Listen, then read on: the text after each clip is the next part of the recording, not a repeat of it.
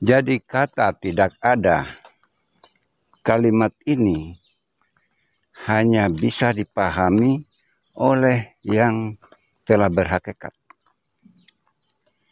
yang telah sampai di makam hakikat.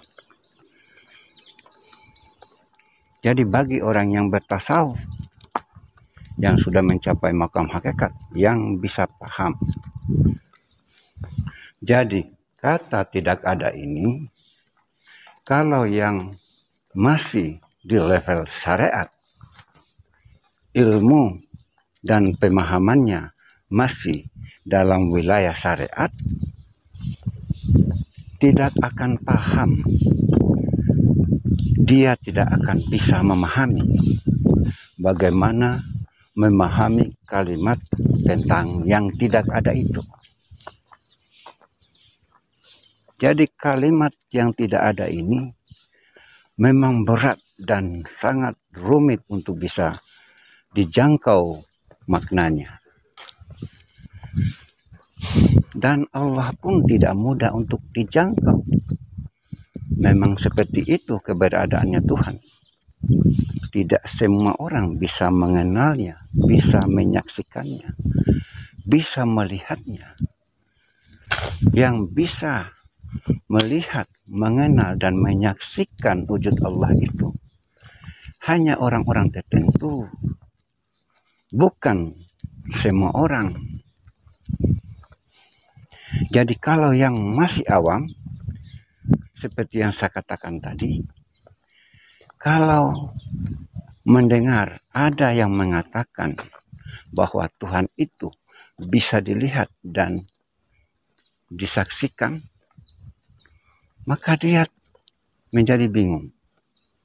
Dia terheran-heran. Karena kenapa? Karena penjelasan tentang Allah itu bagaimana bisa dilihat dan bisa disaksikan, hampir semua ulama tidak membuka, tidak menjelaskan tentang itu. Dan para ulama, apa yang mereka sampaikan kepada publik atau kepada umat adalah yang bisa dipahami, yang bisa dimengerti.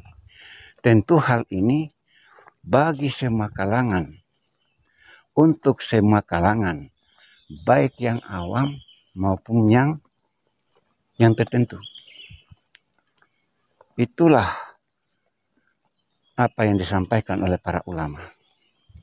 Jadi tinggal kita sendiri yang bila ingin menyaksikan, ingin melihat siapa wujud Allah itu yang sebenarnya, maka harus ada dalilnya. Harus ada dalilnya dalam Al-Quran yang kuat. Sehingga apa yang menjadi keyakinan ketika mencari siapa Tuhan yang bernama Allah itu tidak menyesatkan. Makanya dalam pencarian untuk mengenal, melihat dan menyaksikan diri Allah itu,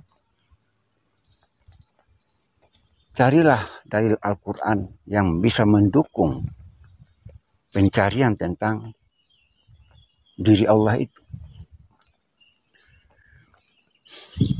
Tujuan daripada menggunakan dalil untuk mencari Tuhan adalah untuk menjaga agar tidak tersesat, tidak menyesatkan.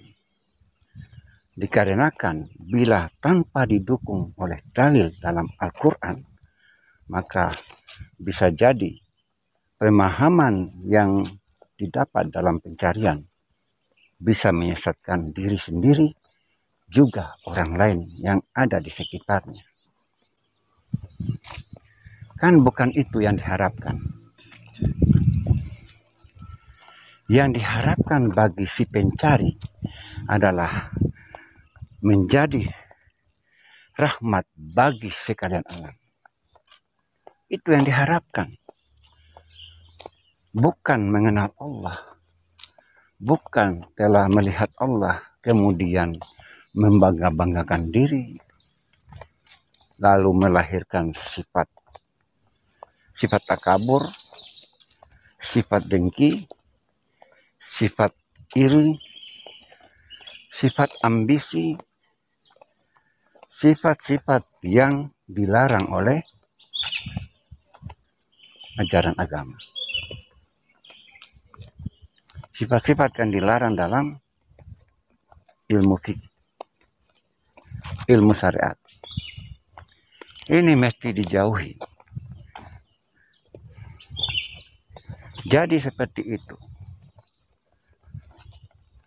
Tanda orang yang sudah melihat, yang sudah sampai kepada tanda orang yang sudah sampai pada penyaksian, penglihatan dan pengenalan, maka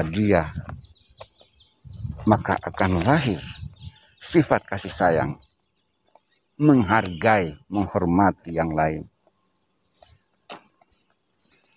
menjaga ucapan, menjaga sikap, agar tidak menyakiti sesama. Sehingga orang yang sudah sampai pada pengenalan ini akan menjadi rahmat bagi seluruh alam, khususnya bagi sesama. Jadi kalau kita mau melihat tanda-tanda orang yang benar-benar percaya bahwa Tuhan itu ada sebagai pencipta langit dan bumi, maka akan terlihat dari sikapnya, ucapannya, dan perilakunya. Bisa dilihat dari apa yang saya katakan itu. Bisa dilihat dari sikap, ucapan, dan perilaku. Karena orang-orang yang menjaga sikap, ucapan, dan perilaku berarti ada ilmunya. Tidak semudah itu orang bisa melakukannya.